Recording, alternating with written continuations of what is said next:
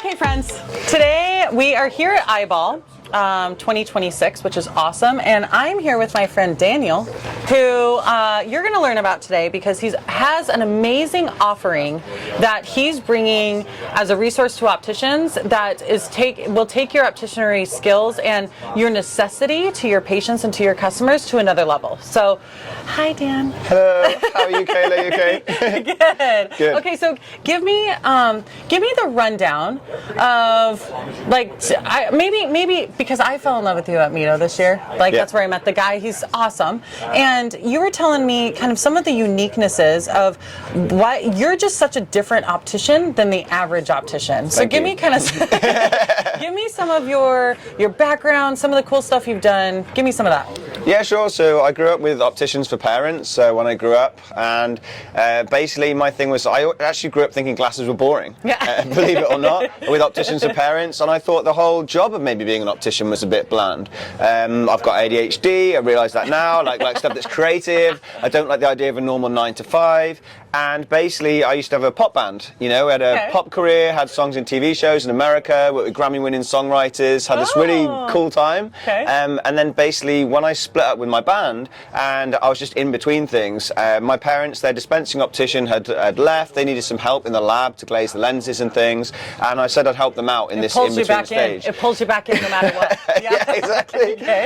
So initially I just went just to help out and glaze the lenses in the lab, and my dad could see I was kind of just a bit too bored, I was going to go on to something else, but he basically pitched the idea of if I became qualified to be an optician, that I could do what's called locuming, and therefore I could have a flexible career around my music. And so that was how he pitched it to me, like initially. And basically what happened was he then put me in charge of choosing the frames for the store for my parents' opticians.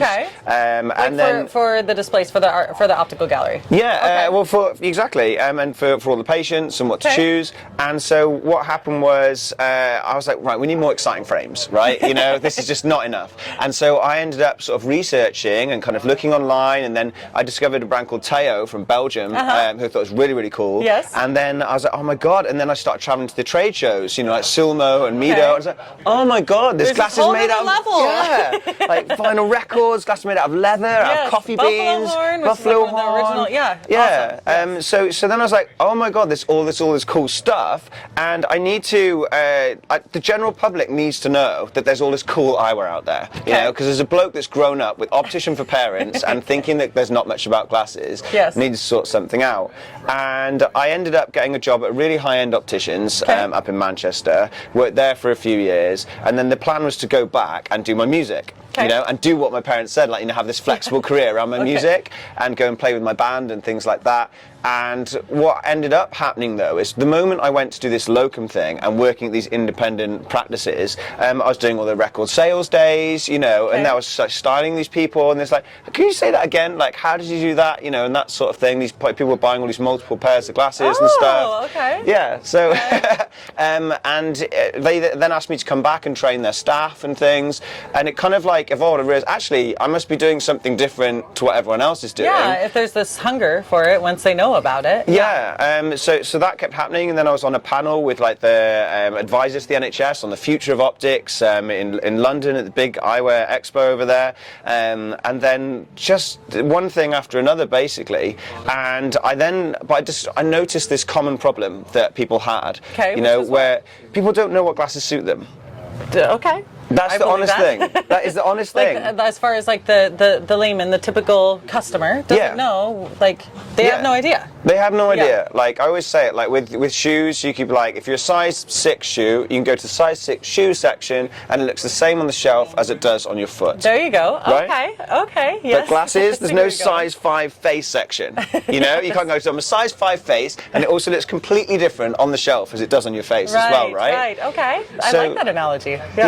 So it's really difficult for a lot of people to know what glasses suit them. And but my thing was, I also saw a lot of opticians branding themselves as like styling opticians, and I was like, that's absolutely fine. But I was like, what are your like style credentials? You know, I get listening to you as an optician to tell me about the vision and the health of my eyes, but in terms of giving me style advice, you know, what's kind of your positioning there? And so I wanted to make sure if I was offering styling advice that I was really doing it from an expert playing field. Okay. So I trained in London as a personal stylist to learn everything I could about about style, you know, full outfits, everything from what sort of like would complement body shapes to what colors would suit us. Okay. So learn about color analysis, which I think is truly transformative for a lot of people. It's important. It makes a difference. Yes. And obviously they always say with color analysis that it makes a greater impact the closer it is to your face.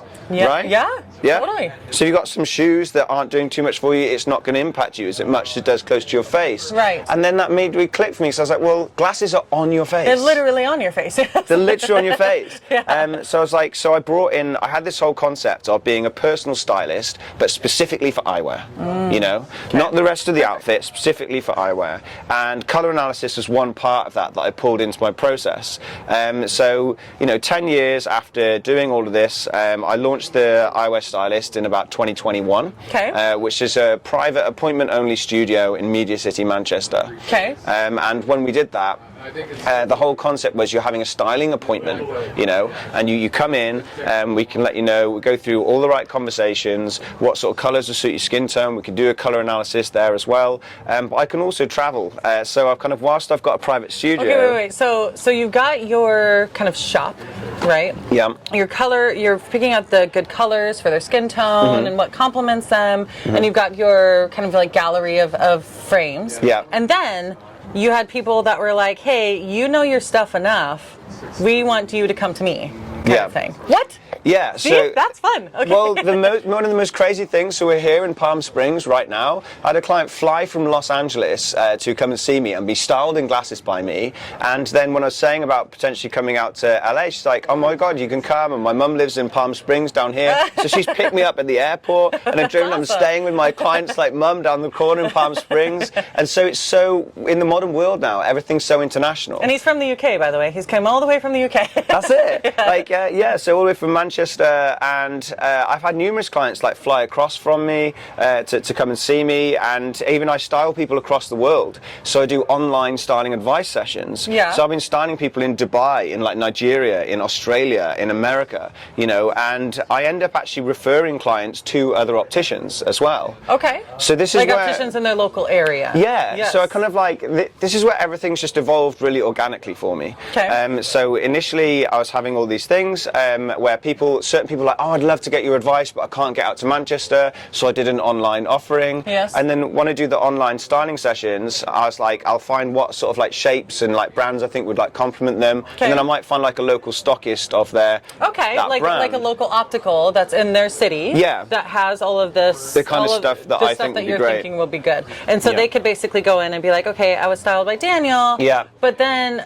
I could see the problem evolving, where if I'm styled by Daniel, and if you walked into my optical and I'm like, who the hell is Daniel? Like, who's this guy? And why does he think that he knows? You know, I'm here with the person. Yeah. I could see where that could be as an optician, like, what the heck? But so I know the end of the story, by the way. But you created a great solution to help to take opticians who are already great in their field and then have them build this sense of refinement when it comes to this type of styling. So let's talk about that. Yeah, so that was a thing where basically when I launched the Eyewear Stylist, I started from scratch, and because it was appointment only, rather than having the retail premises, a lot of me in my promotion and my marketing for the business was reliant on things like social media and networking.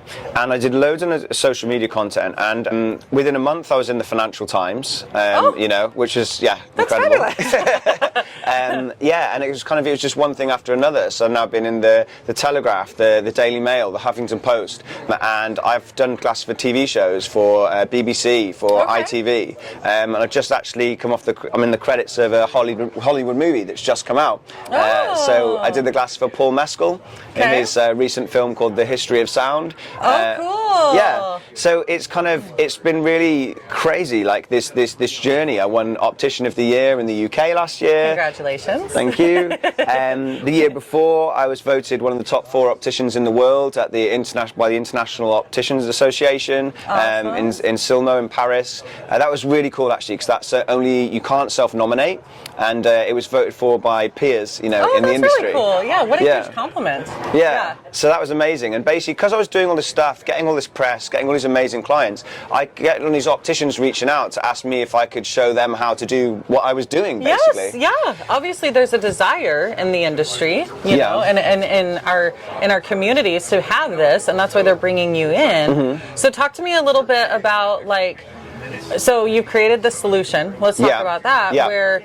Where you, as the local optician, can have this knowledge skill set. Yeah. Yes. So that's what it's all about. So when I first started training opticians, I was doing it in person in the UK, and we were doing these sort of quarterly meetups. And then I realised there was a real want to do it online. So I developed like the online training course, the Eyewear Stylist training course. It's about 9 to 10 modules, going through all the steps that I would go through to do a perfect eyewear styling experience. And then that's worked really well for all of these people. And then I also noticed they love the community as well, right? So these other opticians on the same journey, like leveling up, and you know they got to see each other. So we had like Joe, who their average dispense value in the UK was about £280 per dispense, and she did an 11 pair dispense for £3,780, which was like unbelievable, and it was so inspiring to the others, and we're seeing like, you know, everyone interacting.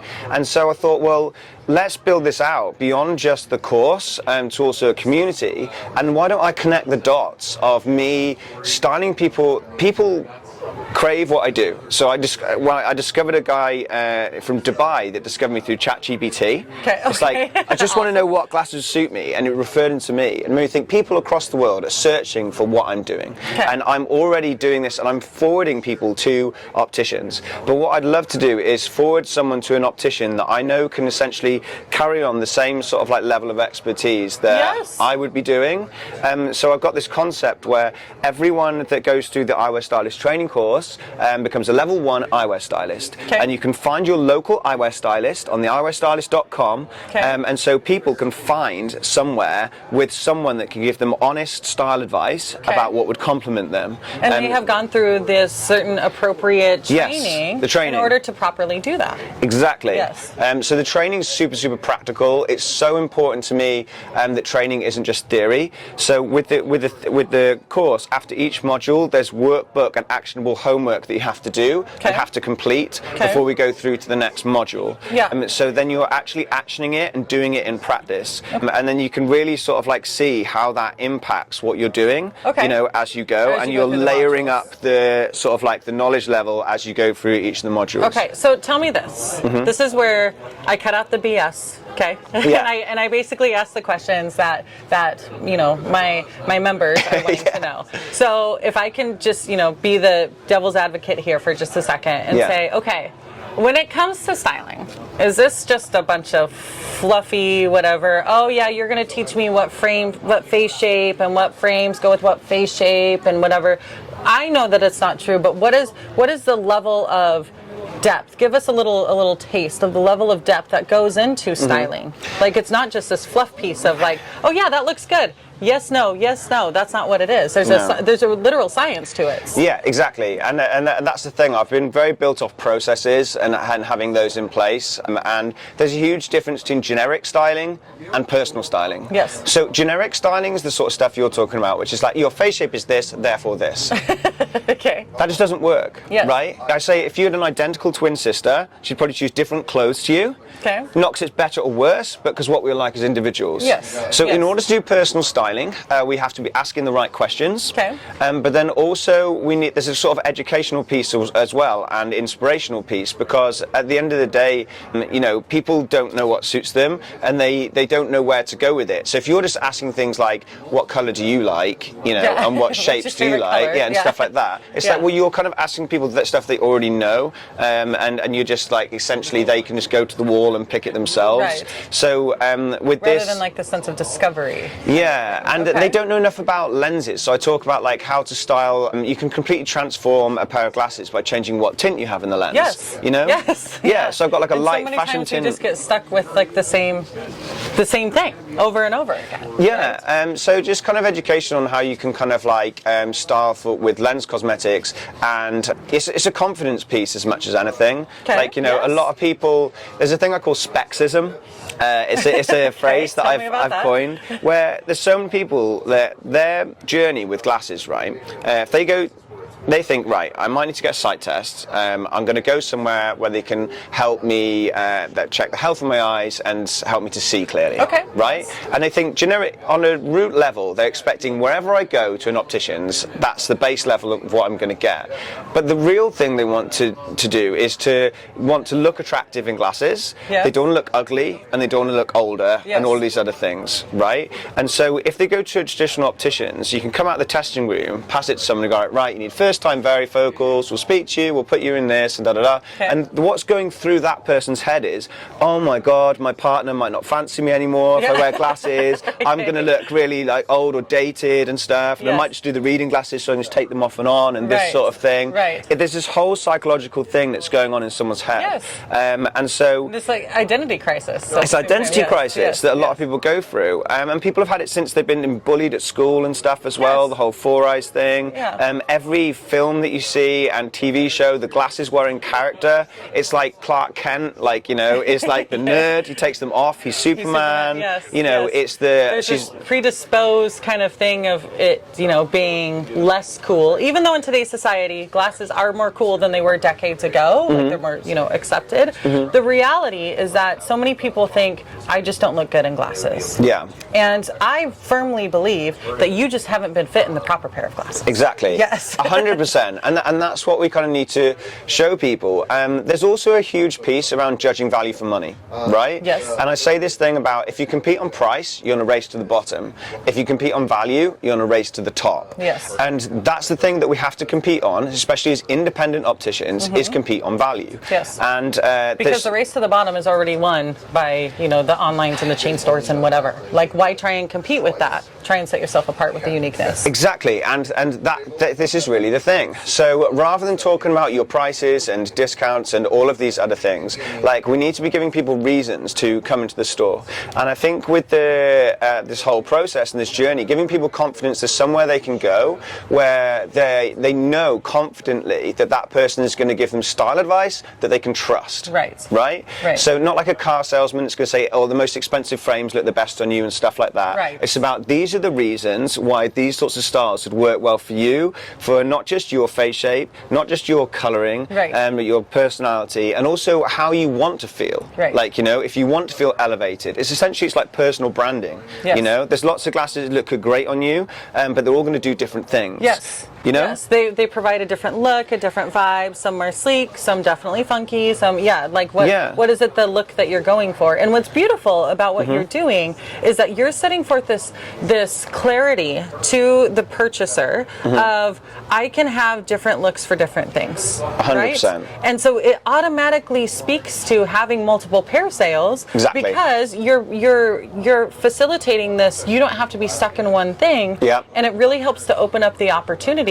where you can have people that are more you know, I guess loud in their styling, and yes, it makes sense that they would have multiple styles, but what I find in the styling world is that when done properly, you have people that are very, I don't know, introverted, very cautious, very not really, you know, wouldn't seem all about styling, that have different styles because they have been taught the opportunities.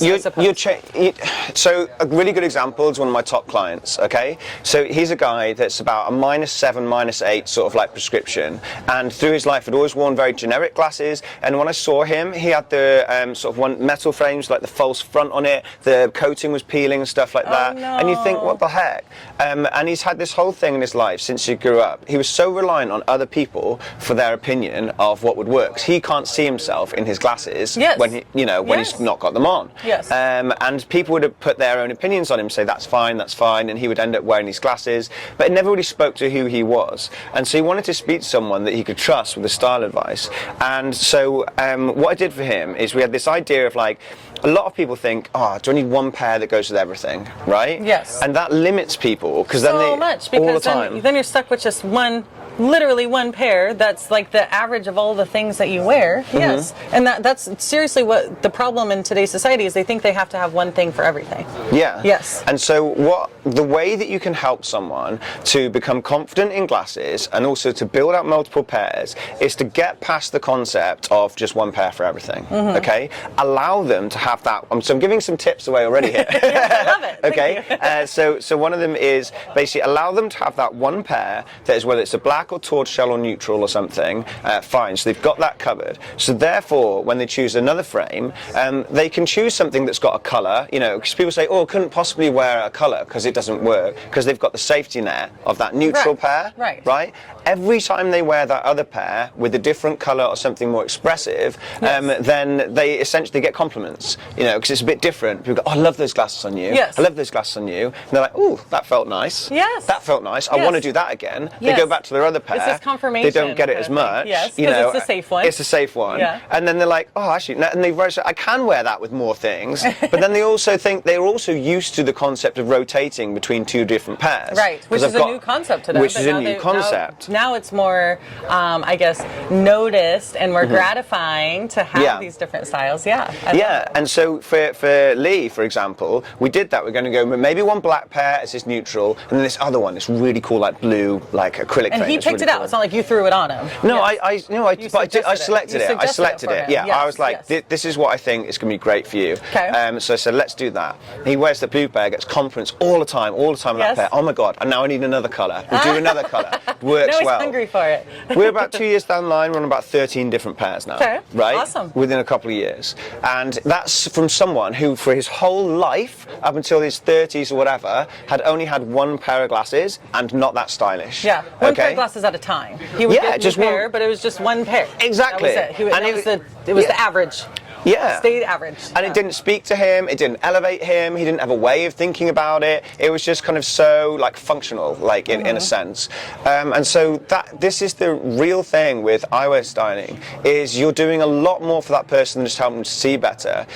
You're helping someone to feel confident, to feel attractive, to feel unique, you know, and just feel themselves, you know, and feel elevated. And then once you can really do that for someone, the change in them is amazing. So if you ever go to my website, like the eyewearstylist.co.uk, or you even look at the reviews, you'd think sometimes people talk about the glasses. They actually talk about the experience a lot of the time and the way that they now feel. You know, as much as it's the frames themselves, it's what it's done for that person, you know, and how it's changed it. It's personal branding as well. You know, when you think about it, I think we're so used to doing stuff on Zoom, for example. You know, if you're wearing a pair of glasses on Zoom, you can't see your shoes, you can't see your trousers, stuff like that. The main way you dress for that meeting is with your glasses.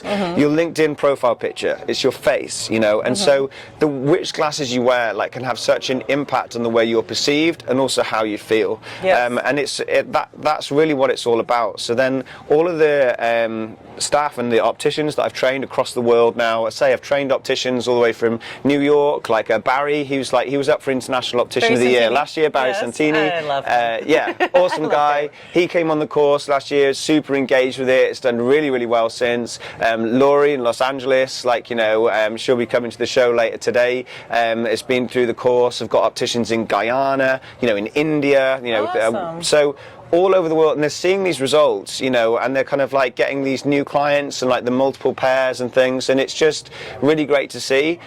So my mission really, having grown up with two independent opticians for parents, is I'm super passionate about independent, you know, and so I want to kind of like help funnel all of these people to independent opticians across the world. Yes, and I love that. And you've created such a great resource for it, because it's not just like sign up to be one of the opticians that we'll send people to. You've created not just a resource for these people that are wanting to be styled, but you've also created a resource and an extra funnel of opportunity for these opticians to not just have the training on how to become a more refined stylist, but then to another level of, we can even be sending you patients and customers in a beautiful way. So doing that and upskilling on all sorts of areas as well. So around frames and frame materials. So it's going to be beyond just what the course is itself with the Eyewear Styling Society. So it's a society in the terms of we're going to have the whole community and people being able to interact. What have you seen? What have you seen? We're going to have sort of like networking sessions, like Q&A sessions. We're going to have like interviews with some of the top eyewear designers in the world. We're going to be interviewing like the top personal stylists in the world as well. So it'll be a continued sort of like content that's coming through, fresh and different, and learning from the world of fashion, not just the world of optics. Yes. You know, I think we need to learn from other industries. Yes. Of course. So I collaborate with personal stylists, you know, again, all over the world. Just started a client in Arizona because I linked up with a personal stylist who links between the UK and America. Okay. You know, I've worked with stylists in Surrey, in London, and, you know, hopefully soon in Los Angeles as well. And so it's really about this whole educational piece, inspiration, keeping up with the trends, because with eyewear styling, there's a whole journey and a process that I recommend that you go through, but it's also evolving, like, right, you know, the world of fashion and eyewear, like, so that's why we come to trade shows like this in Palm Springs. And I'm going to be doing pieces on like frames and frame material stuff as well. I think, so I was training 120 opticians the other week in Sheffield in the UK, and I asked everyone, why is one pair of glasses more expensive than another pair of glasses? And it shocked me how there was a room of people and someone was like, branding, like, you know, and I was like, that's a worry. Yes. We have to, as I said before, if you compete on price, it's a race to the bottom. If you compete in value, it's a race to the top. We have to be educating on the different types of materials and the different types of artistry and craftsmanship. That affects the customer at the end. Like, you know, why is it different? Why is it different? But how does that benefit me? So why does one frame that's £500, why is it more valuable to me than a frame that is a lot cheaper? And when we can talk about the construction materials and how it holds its shape better and won't slip and won't need as much adjustments, how it's going to fit you better on the bridge, and so many separate things that we talk about on the course. You know, then you're armed with so much extra material when you're having these conversations with clients. I'm not just kind of asking you the questions, I'm not just advising you on style, I'm also educating you along the way, so you understand how to judge value for money. And when the clients can understand how to judge value for money, they always go for higher value. And so because it's based on value itself. It's not just based on, you know, the costs. And so the first module of the Eyewear Stylist training course is called How to Prescribe a High Value Dispense. And so we actually get dispensing opticians prescribing high value dispenses, just like the optician prescribes prescriptions and lenses. We do that with frames and style and the whole eyewear as a piece. So make it a complete thing. This is beautiful. I know. Thank you for letting me interview you. Okay, so how do my members learn more about you? So I do a lot on Instagram. So Instagram, I'm eyewear_stylist. It's his Instagram is actually very entertaining. You should follow him. Thank you. The website is theeyewearstylist.co.uk, and theeyewearstylist.com now as well. And you can just reach out there, find out more about it. And the Eyewear Styling Society is going to be evolving and growing as the years come forth. Like, so once you go on there, you'll be linked to find out all of the details. We'll be running webinars to explain it in more detail.